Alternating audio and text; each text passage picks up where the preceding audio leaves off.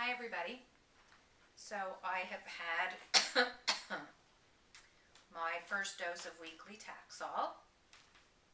I got it last week on Friday and it wasn't so bad. I had a little bit of illness during the infusion, but you know, it's all psychological because I just associate being at the hospital at this point with feeling sick. So I was a little bit nauseous while I was getting the treatment, but then it was over as soon as I left. That was Friday. Saturday I was fine. Friday night I had my sister and Aline over for dinner and I cooked and it was great, and Saturday was great. I went shopping. Sunday wasn't so great. So Sunday I was tired and I had a bad taste at the back of my throat and I was just off and slightly nauseous. It was almost like having morning sickness again, for those of you who have. I was just slightly off all day and I was cranky and took it out on Mark and Sydney. We had gone to the science center and I was just miserable. But functional, but off. Monday I had some back pain. I was tired. Still had the bad taste in my mouth, but it was less so. And by Tuesday I was pretty much fine. And today it's Wednesday and I had no issues, and I'll go in again on Friday because it's once a week, and I'll get another dose and we'll see how it goes. So I'm doing this weekly treatment and it's supposed to be a really great protocol, and the one thing that keeps running through my mind was the very first interview I did back in 2006. I was interviewed for the CBC News about the new chemo protocol that I was doing. And the whole thing was that it could add an extra 2 years to the life expectancy by doing this kind of protocol. And it was very harsh, and the side effects were much worse than the regular protocol. And I remember the reporter asked me a stupid question, but of course they wanted me to have an emotional reaction for the story. So the journalist said to me, "Is it worth it? And why would you do it?" Like something like that. And my response to that question was, of course it's worth it. It's the difference of seeing my daughter grow to be 9 instead of growing to 7. Because at the time she was 2 and the life expectancy was 5 years. And it meant I could grow to see her turn 9 years old instead of 7.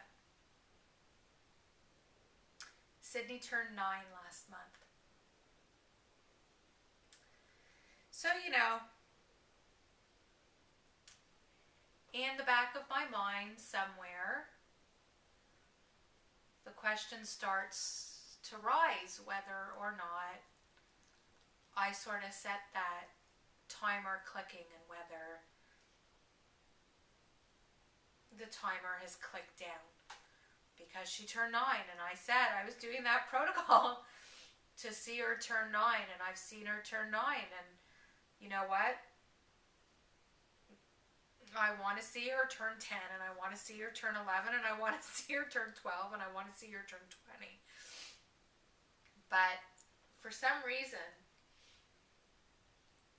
ever since my doctor told me that the numbers had gone up and that I was doing this protocol, and I guess because it's one of the same drugs that I did that time, that statement just, you know, when I'm up at 2 o'clock in the morning and I'm not functioning as well as I am at 2 o'clock in the afternoon, and I'm not able to bury it quite so deep, that interview keeps coming back to me, and that one statement is haunting me.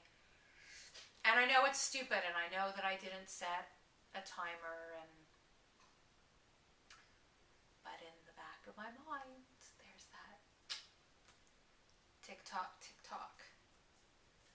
So I am doing better, and I'm not letting this upset me the way that it upset me the last time. And I do have faith in this protocol. But I'm coughing because the tumors in my lungs have grown, and I'm tired because the cancer is there. And Sydney's already 9. So, you know, I do have faith, like I said, in the Taxol. It has worked in the past. There's every reason to think that it'll work in the future. But there's that tick-tock, tick-tock. So what I focus on right now is the tick-tock, tick-tock until the hair falls out. We're going to be superficial now. And we're not going to focus on the morbid and the things that I can't control. And so I'm going to get myself a nice wig. And I'm going to focus on all of the things that I could do to make myself look better and feel better. And do all the things on a daily basis to get my mind strong and my emotional self strong, because I definitely believe that all of that is linked, and I need to quiet those thoughts at 2 o'clock in the morning. So I share that with you. I don't really know why, because hearing me record the video is the first time that Mark is hearing me say this. So I don't really know why I'm sharing it, but maybe just because it's been on my mind, and saying it out loud and hearing the ridiculousness of it all makes it easier to deal with, as opposed to repeating the thoughts to myself in the middle of the night when it's dark and quiet and there's nobody out there to tell me to shut up that I'm being silly. So indulge me while I use this venue as my opportunity to tell myself to shut up and stop being silly. Just where my headspace is. In this moment, for the most part, I'm good.